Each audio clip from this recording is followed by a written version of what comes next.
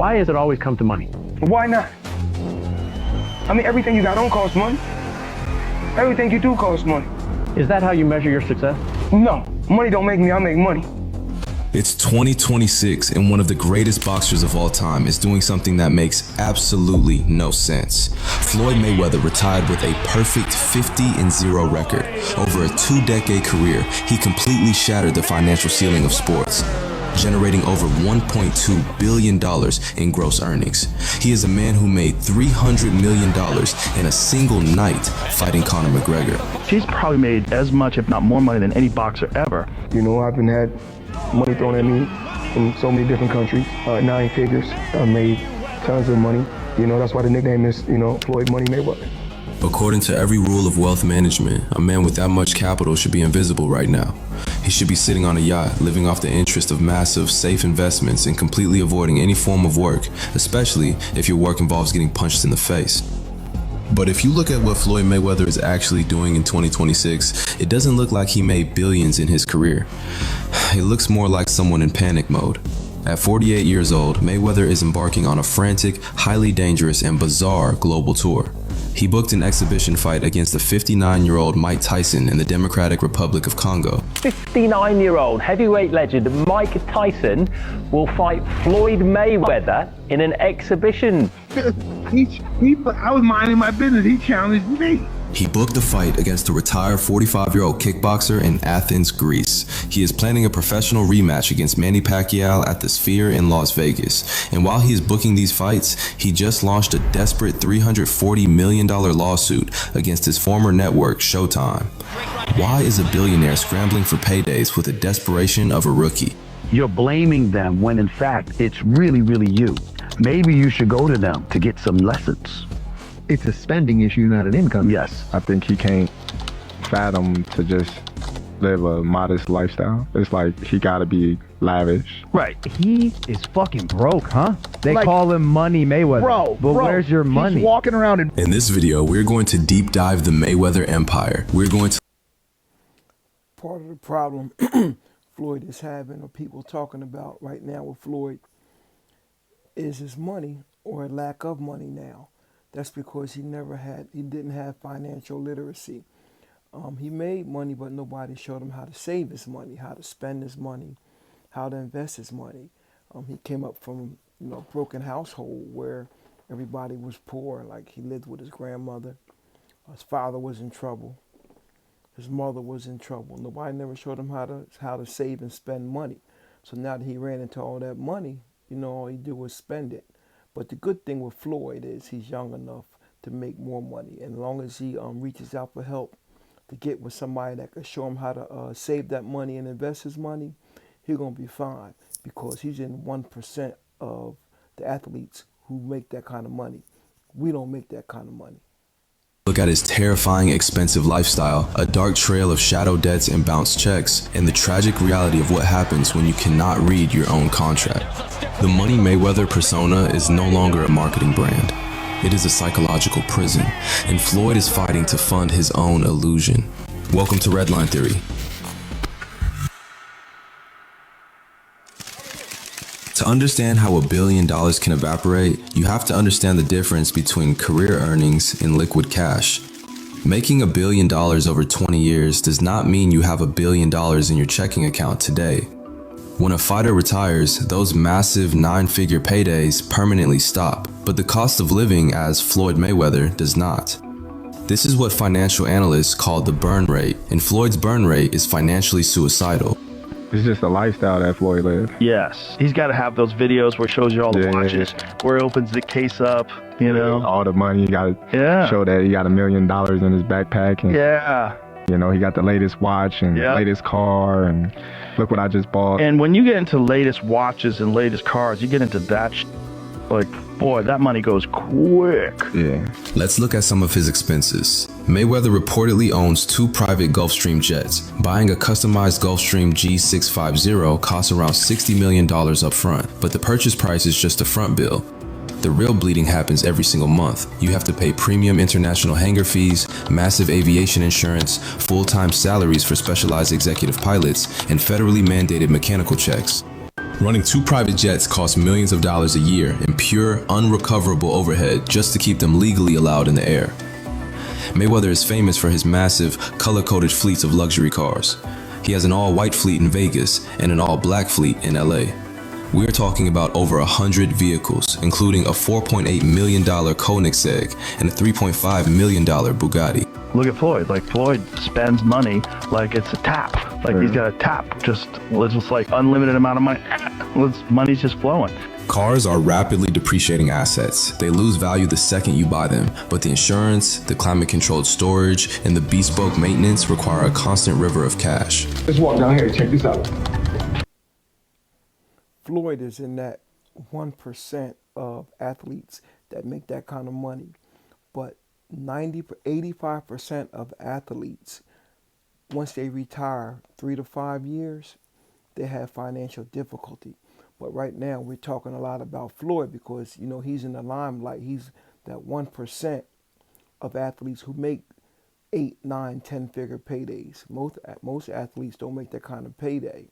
But basketball players, football players, soccer players, 3 to 5 years after they retire, their money, most of them go broke, bankruptcy. A lot of them don't have financial literacy. So it's just not Floyd. But we're talking about Floyd right now. Come. In 2025, he walked into a Vegas dealership and bought 4 luxury cars in a single day for $2.25 million, only to turn around and sue the dealer over one of them. It is chaotic, high-velocity spending. And then there is the entourage, the money team. In his prime, Floyd surrounded himself with dozens of bodyguards, bag carriers, assistants, and logistics managers. Having a multi-million-dollar annual payroll for an entourage is fine when you just made $250 million fighting Manny Pacquiao. But it becomes a catastrophic liability a decade later when the money stops coming in.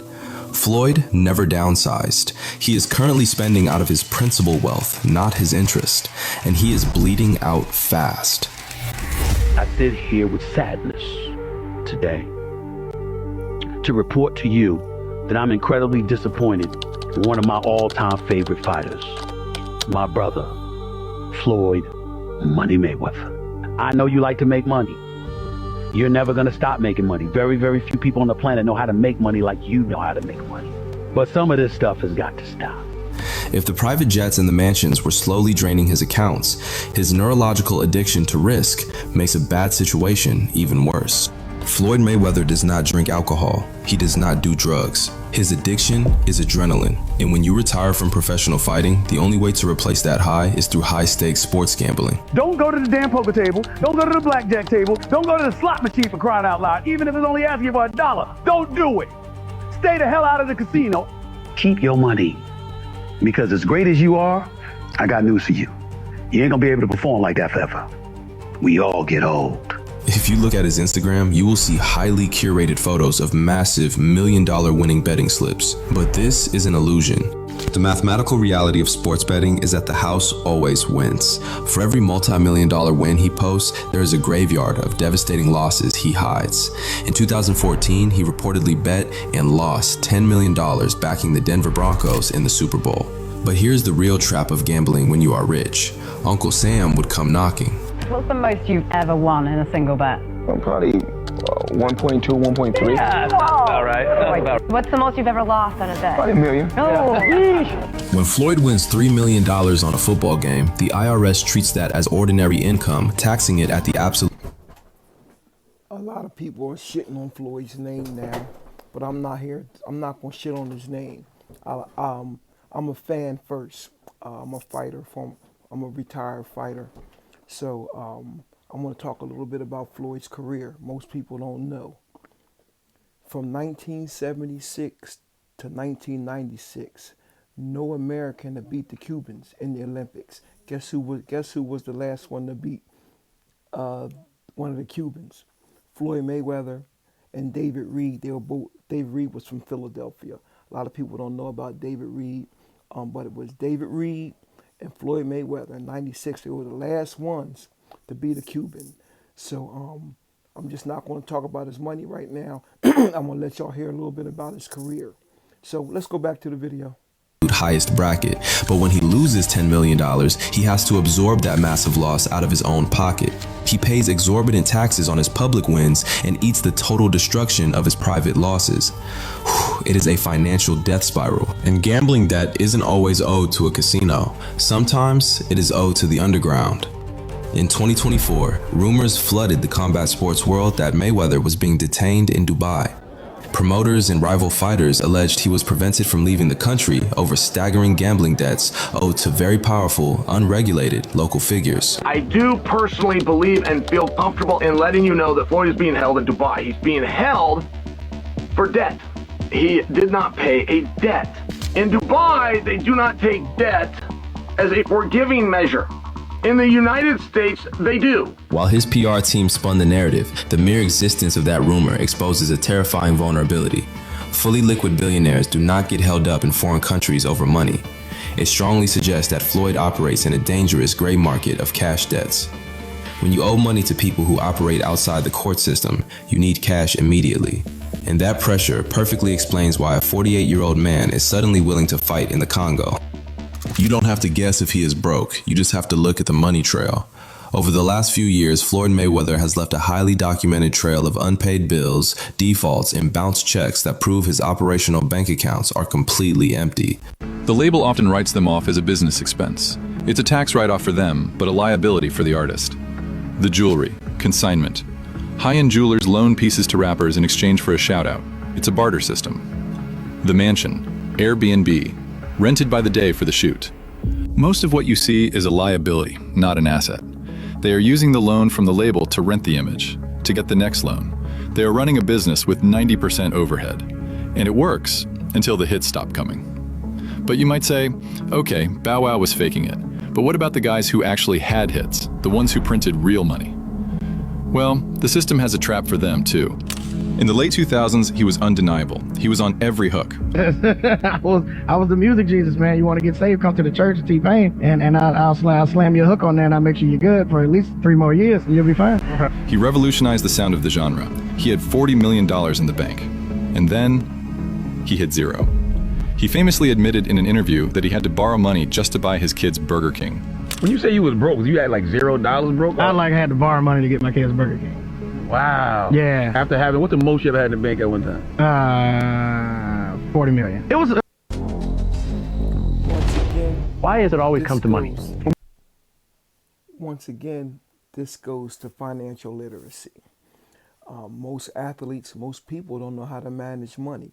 Let's talk about money that fighters make.